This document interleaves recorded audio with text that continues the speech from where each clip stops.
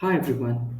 In today's video, we are going to learn about recursion, a powerful technique where a function calls itself to solve a problem.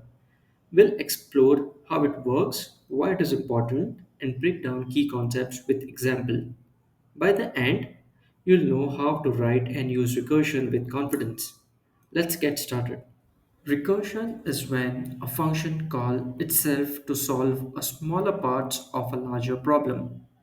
It keeps breaking down a problem into simpler subproblems until base condition is met, which stops the recursion. Now, let's explore the ingredients of recursive algorithm. There are just three key components: base case, state change, and recursive call. Base case is the condition that stops the recursion. It is the simplest scenario that can be solved directly without further recursive calls. Then comes the change in state. Each recursive call must modify the input, moving it closer to the base case. This ensures the recursion eventually ends and does not continue infinitely. And the third, recursive calls. The function must call itself with the modified input. This allows the algorithm to solve smaller parts of the larger problem step by step. These three ingredients ensures that the recursion works correctly and terminates properly. Here is a simple example to understand recursion. We'll find factorial of a number using recursion. In mathematics, factorial of a number n, denoted as n factorial, is the product of all positive integers from n to 1. The general formula for factorial is n into n minus 1 into n minus 2 continuing till 1. So 5 factorial is equal to 5 into 4 into 3 into 2 into 1, which is equal to 120. The base case for this example is 1 factorial because that is the smallest case that can be solved directly. And the recursive case is n into n minus 1 factorial.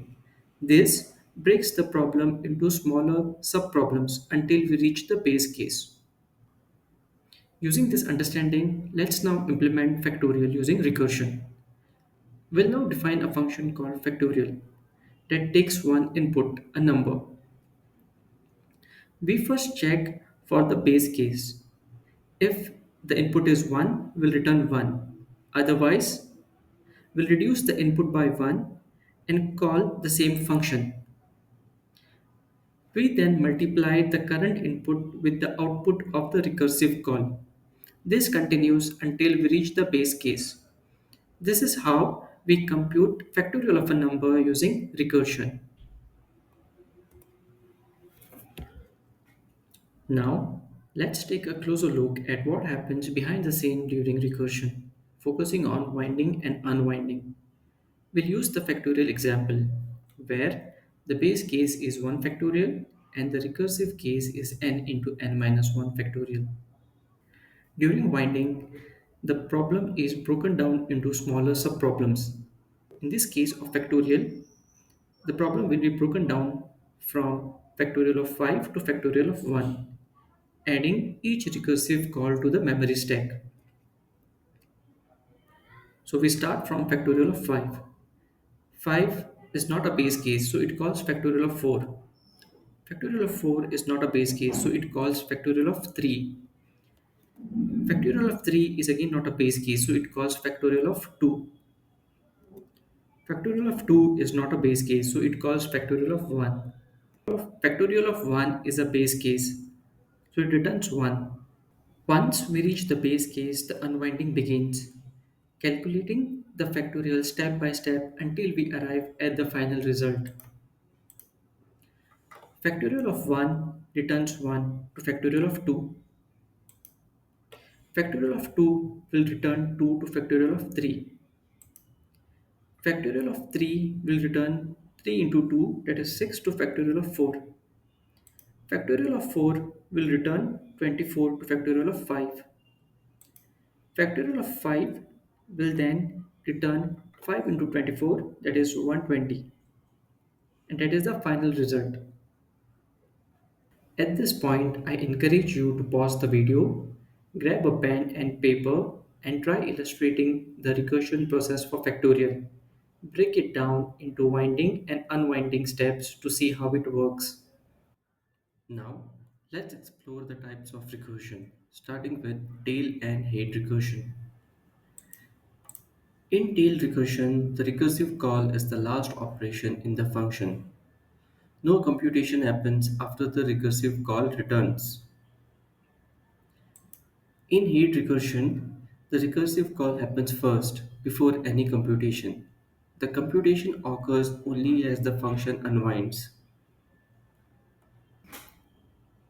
Then comes the tree recursion.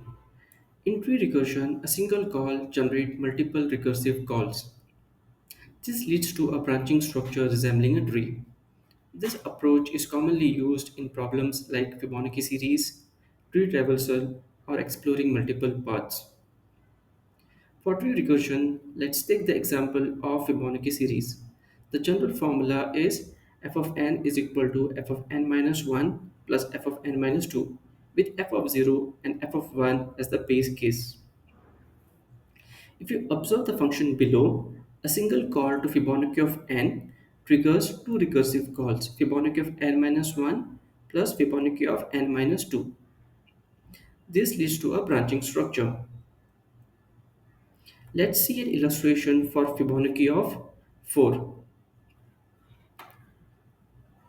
4 is not a base case, so it will trigger Fibonacci of 4 minus 1, that is Fibonacci of 3, and Fibonacci of 4 minus 2, that is Fibonacci of 2.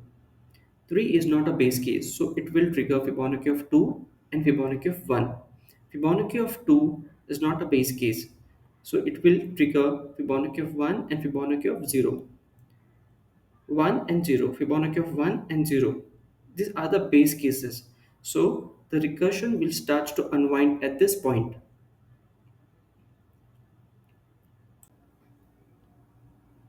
This brings us to the end of this video. I hope you gained valuable insights into recursion. Thanks for watching and happy learning.